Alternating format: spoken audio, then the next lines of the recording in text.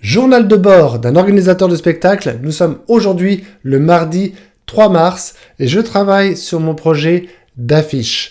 En fait, chaque fois que j'ai un projet ambitieux ou un projet qui me tient à cœur, je travaille toujours d'abord par un effort de visualisation. Donc je visualise, par exemple dans le cas du spectacle, je vais visualiser la salle, visualiser l'expérience, m'imaginer face à mon public et puis bien imaginer qu'est-ce qui se passe quand on ouvre la salle de théâtre, quand on sait que la salle elle est là-bas, qu'est-ce qui peut se passer entre l'entrée du théâtre et la salle? On s'imagine de trouver éventuellement quand même l'affiche du spectacle que l'on vient voir. Et moi, ce visuel, pour moi, c'est assez important. Dès que j'ai un projet ambitieux, je visualise un visuel en face. Et donc, par exemple, ce que je vous montre ici à l'écran, c'est une version de logo de Energy Man Show que j'avais bricolé ici dans PowerPoint, justement. En plus, c'est incroyable parce que PowerPoint, à la base, c'est évidemment pas un outil de graphisme, mais j'utilise PowerPoint, même là ici pour ce projet d'affiche, pour pouvoir multiplier facilement les versions de projet. Par exemple, ici, sur cette variante de logo, j'ai eu plusieurs versions et je n'avais pas besoin d'ouvrir des Adobe Illustrator, d'ouvrir plusieurs versions de projet. Je bricolais avec des formes élémentaires ici sur PowerPoint et dès que j'avais une version à peu près aboutie, alors à ce moment-là, dès que j'avais un brouillon, je pouvais ouvrir des logiciels plus évolués pour faire du graphisme plus évolué. C'est le même cas de figure ici pour cette affiche. Cette affiche, encore une fois, qui m'aide à visualiser et à donner de manière visuelle l'ambiance du spectacle, l'expérience que je veux livrer aux futurs spectateurs.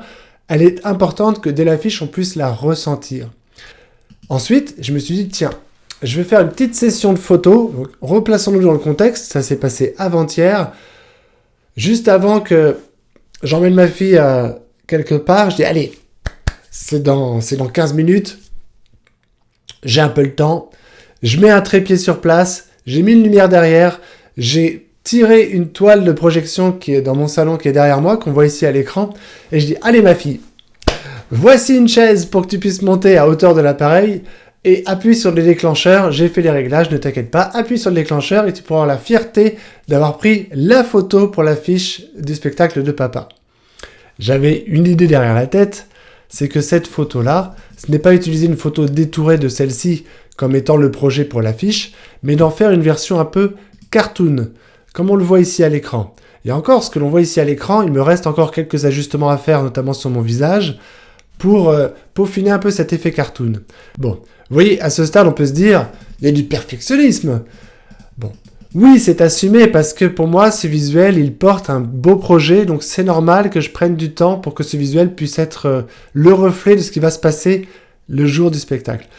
Sur ce t-shirt ici, je vais rajouter aussi un logo qui est par ailleurs, c'est le logo de Energy Man. C'est un logo qui ressemble un petit peu au super-héros Flash, puisque c'est un éclair qui traverse un cercle, un petit peu dans une variante différente, mais en tout cas, je vais ajuster ce logo de sorte à ce qu'on pense qu'il avait été ici à l'origine pris sur l'image. Donc je vais lui ajouter aussi un petit effet dessin et ça fera un bel effet d'ensemble. Donc maintenant, on fait le point. J'ai ma version à moi en version cartoon, j'ai mon logo et je suis parti évidemment sur un projet d'affiche verticale. Et vous allez voir que les choix que j'ai fait, c'est que pour l'instant ici, dans cette dimension, je suis sur une dimension qui peut tenir sur un format 10 par 15 en termes de proportion. Donc ça tombe bien, c'est un format photo pour du 10 cm par 15 cm. Si je partais sur un format qu'on appelle du kakemono, des formats qui sont encore plus longs en hauteur que large, eh bien vous allez voir que je me suis autorisé quelques effets graphiques qui font que je vais pouvoir jouer sur cette hauteur sans difficulté. Donc une fois que j'avais ça, j'ai commencé à drafter ici un projet d'affiche en disant je veux accentuer l'effet de relief en faisant dépasser cette baguette et dépasser cette tige ici avec cet effet d'aplat de couleur à l'arrière qui crée ce contraste et qui fait ressortir l'effet 3D. Vous allez voir dans un instant comment je fais encore plus ressortir cet effet 3D. À ce stade, vu que je suis dans PowerPoint, tout est en mode bricolage, puisque une fois que j'ai un projet à peu près abouti, je pourrai ensuite travailler en haute résolution dans PowerPoint pour reprendre les quelques formes et faire un effet haute résolution, pouvoir par la même occasion travailler sur les effets ici de détourage des cheveux. Évidemment qu'ils seront mieux travaillés, il n'y aura pas ces effets de blanc ici. En tout cas, l'avantage de travailler sur PowerPoint, c'est que je peux littéralement très facilement faire plusieurs projets. Vous voyez ici, c'est ce que je fais. En mettant un petit peu de côté la place du logo et les textes, je me suis dit, voilà, concentrons-nous sur la partie centrale de l'image. Donc oui, dans les proportions, je vais être à peu près placé comme ça dans la verticalité de l'image. Placer mon corps à peu près au milieu ici. Et qu'est-ce que je mets comme fond? Ça aussi, c'est un vaste sujet. Est-ce que je mets ce fond-là? Oh, ce fond-là, il est joli, il est graphique. Alors, honnêtement, ce fond-là, il fait aussi vachement cliché. Et malheureusement, ce fond-là en haute résolution, ça n'aurait rendu rien du tout, tellement il est pixelisé. Donc, en effet, haute résolution, je ne pouvais rien en faire. Donc, je suis parti sur autre chose. À un moment donné, j'avais des affinités avec ce style-là, parce que ça pouvait reproduire un petit peu l'esprit du fond de scène, avec les beaux effets de lumière. Et j'en avais même ajusté un peu le logo pour rappeler des couleurs bleues et roses. On commence à avoir quelque chose de visuellement intéressant, où il y a l'effet de baguette qui ressort, il y a un effet 3D, il y a la tige ici qui ressort des aplats de couleurs noires, donc ça fait un effet 3e dimension. Et à un moment donné, j'ai laissé reposer la patte, ça c'est important aussi. Dans la progression d'une affiche ou d'un projet graphique, sachez faire reposer votre travail. Donc je ne me suis pas acharné dessus, hein. Ça m'avait coûté à peu près 2 ou 3 heures de travail pour en arriver à ce stade-là. Et arrivé ici, j'ai fait le choix de faire une pause sur ce projet d'affiche que j'avais l'occasion de partager en direct avec mon audience qui m'ont fait des retours bienveillants. J'ai continué un petit peu après à reprendre après ma copie. Ce que j'ai fait, c'est que je suis allé chercher sur une librairie libre de droit l'image de rideau rouge de théâtre. Et sur cette vraie photo de rideau rouge de théâtre, j'ai de nouveau appliqué le même effet de cartoon que j'ai appliqué sur mon corps. Et là, je commence à avoir quelque chose d'intéressant, parce que si on regarde bien, alors faut pas s'intéresser à tout ce qui dépasse ici, hein.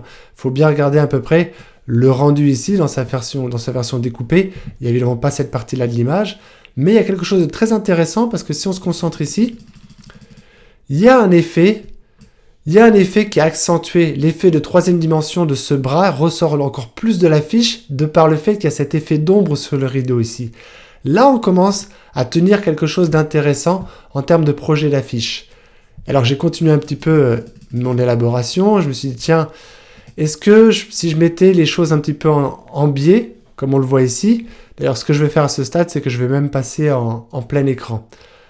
Quand je mets mes effets en biais comme ça peut être pas mal. Il y a un effet qui est sympathique. On retrouve un petit peu l'effet ici avec les diagonales.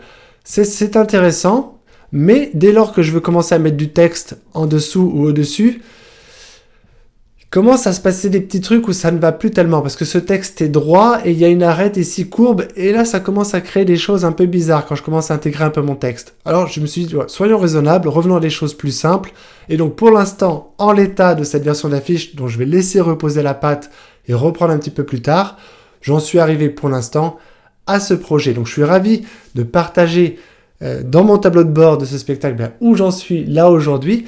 Et je te montrerai peut-être plus tard une prochaine vidéo pour te montrer les dernières retouches sur un projet plus abouti.